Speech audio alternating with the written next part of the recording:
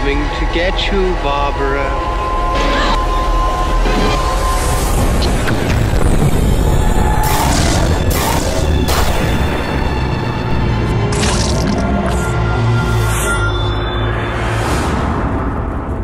I was dragged to see the original Night of the Living Dead. It was the most scary movie I had ever seen. Something that it had was a group of people who really wanted to make the scariest horror film that they could. It was black and white, it was crude, it was Pittsburgh. It was a little rough around the edges and a little raw and grainy, yet it had this kind of nightmarish quality.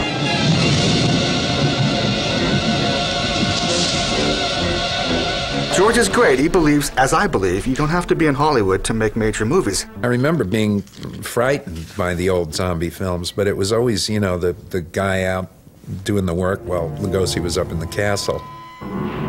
But what always intrigued me was, well, you're not going to be able to control them. I mean, you're not going to be able to go get them to take out the garbage for you. What scared me was the idea of somebody dead walking around. The first zombie movie that I saw that really made an impression on me was Dawn of the Dead. The Romero trilogy. You don't think of yourself as an inspiration or as having an influence on the genre at all. You just go out and make the movies. You know, I'm very gratified that the films have survived and, you know, that there are audiences for them. I know that some people have been excited enough by them to want to get involved either in makeup or special effects or in making their own writing and producing, directing their own stuff.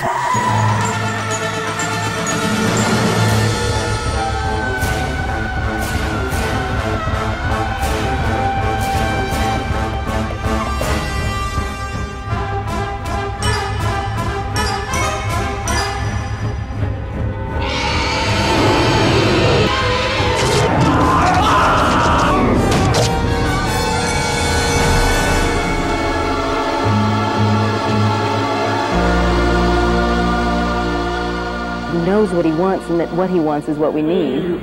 Wake me before. People today, looking back on the 3 zombie films, I think that there are really split camps. And there are some people that you can't get them away from the first film. You know, that's their love. And there are some people that just sort of celebrate and party with Dawn of the Dead. It's sort of the wildest of the 3. It was also the most popular. And then there are the real trolls, you know, like Day of the Dead.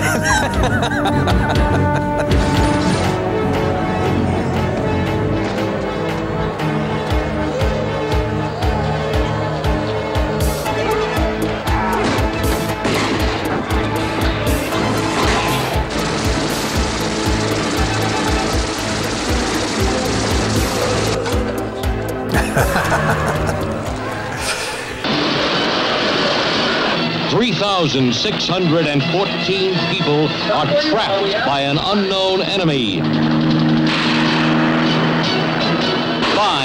are on the run. Can they escape the spreading fury of the crazies?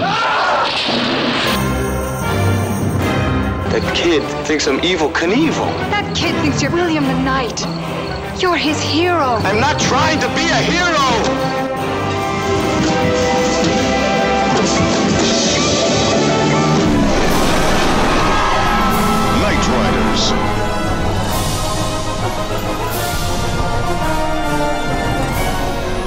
Well, I don't know what my style is. I mean, I just sort of, I think I adapt to a situation or to the, you know, whatever it is, whether it's budget or location. Or I just try to look for a way to best express that and or use it and use the resources. But he wants to take over your life. Can't you see that? Based upon a book by Stephen King comes George A. Romero's masterful vision of a nightmare come true. Are you ready? Just waiting on you. The Dark Half. I also learned everything that I knew about the craft from doing industrial films and commercials. We've all heard about the Olympic records held by Jim Thorpe, but did you know in 1970, 225 live goldfish were swallowed by Roger Martinez? An Englishman holds the Tiddlywinks record of 12 winks potted out of 23. And in 1931, the face-slapping record of 30 hours was set by 2 Russians. Read about them all in the Guinness Book of World Records. Yours free when you test drive a Chevy. No more Mr. Nice Guy.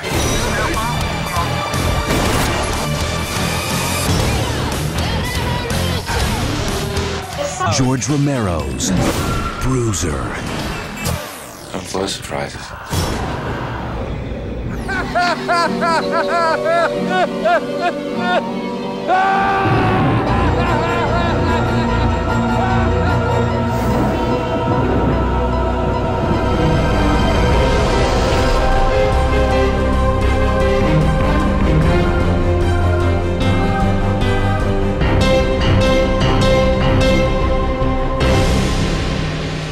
You know, George's intention, if I'm quoting him correctly, was to numb you to the violence. I think people that are into horror, particularly graphic horror, get a rush out of it that you can't explain.